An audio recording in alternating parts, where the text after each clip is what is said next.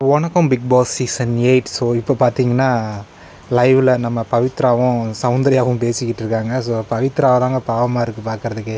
So Pavithra வந்து சௌந்தர்யாட்ட சொல்கிறாங்க, என்ன சொல்கிறாங்க அப்படின்னு பார்த்தீங்கன்னா, என்ன சவுண்டு எல்லாருமே வந்து ஸ்ட்ராட்டஜி போட்டு விளாண்டுக்கிட்டு இருக்காங்க, ஒருவேளை நம்ம ஸ்ட்ராட்டஜி இல்லாதனால தான் தோக்குறோமோ அப்படின்னு வந்து பவித்ரா வந்து சௌந்தர்யாட்ட வந்து சொல்லிக்கிட்டு இருக்காங்க.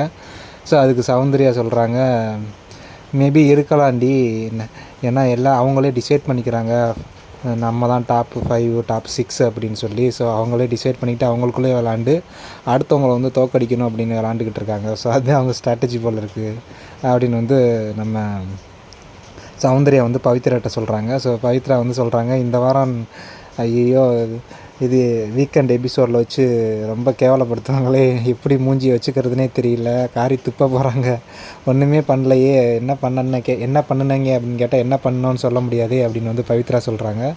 ஸோ அதுக்கு சௌந்தர்யா வந்து ஒரு இது சொல்கிறாங்க, ஐயோ அது வேறு இருக்கா, வீக்கெண்டை நினச்சாலே தலைவலியாக இருக்கே, ஏன்னா ஆல்ரெடி எல்லாருமே இவங்க இங்கேயே பேசிட்டானுங்க நிறையா, இனி அங்கே வேறு வந்து அவர் வேறு கேட்பார், திருப்பி அதையே பேசுவானுங்களே, அதை கேட்டால் தான் எனக்கு ரொம்ப மனவலியாக இருக்கும் அப்படின்னு வந்து சொல்லிக்கிட்டு இருக்காங்க சௌந்தர்யா. நம்மளுக்கே கேட்க முடியல, அவங்க திருப்பி அதே விஷயத்தை கேட்குறது ரொம்ப கஷ்டம்தான். ஸோ அதை தான் அவங்க சொல்லிக்கிட்டு இருக்காங்க. பவித்ரா சொல்கிறாங்க, இந்த ஸ்ட்ராட்டஜிங்கிற வேர்டு வந்து ஃபஸ்ட்டு இந்த முயல் டாஸ்கில் தானே வந்துச்சு, அதிலேருந்து இன்னும் கண்டினியூ ஆகிட்டே தான் இருக்குது அப்படின்னு வந்து நம்ம பவித்ரா வந்து சொல்லிக்கிட்டு இருக்காங்க. அடுத்து பார்த்திங்கன்னா சௌந்தர்யா சொல்கிறாங்க, இந்த வருஷம் நல்லா கேக்கோடு ஆரம்பிக்குதே, நல்லா இருக்கும் அப்படின்னு பார்த்தா இந்த வருஷமும் நம்ம பாத்திரம் தான் கழுவிக்கிட்டு இருக்கோம், என்னடா வாழ்க்கைன்னு இருக்குது அப்படின்னு வந்து நம்ம சௌந்தர்யா சொல்லிக்கிட்டு இருக்காங்க. அப்புறம் பார்த்திங்கன்னா பவித்ராவுக்கு என்ன டவுட் அப்படின்னு பார்த்திங்கன்னா, எப்படி தான் அந்த ஸ்ட்ராட்டஜியில் வின் பண்ணுறதுனே தெரியலையே, நாளைக்கு வேறு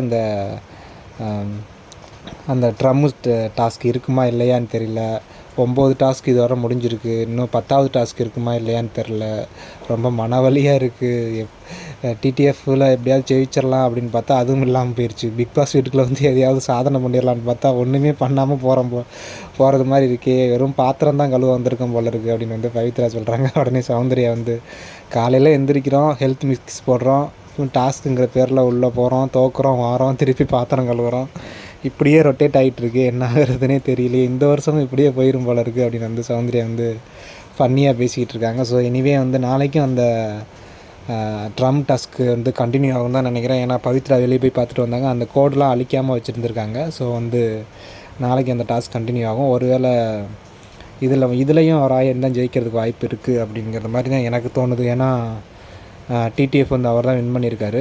ஸோ இதுலேயும் அவர் வின் பண்ணுறதுக்கு வாய்ப்பு இருக்குது. மேபி முத்தும் வரணும் பிளான் பண்ணியிருக்காங்கன்னா இருக்கலாம், நாளைக்கு வந்து ராயனை ஃபஸ்ட்டு தூக்கிடணுண்டா அப்படின்னு. ஸோ பார்க்கலாம் என்ன நடக்குது அப்படின்னு. See you, good night.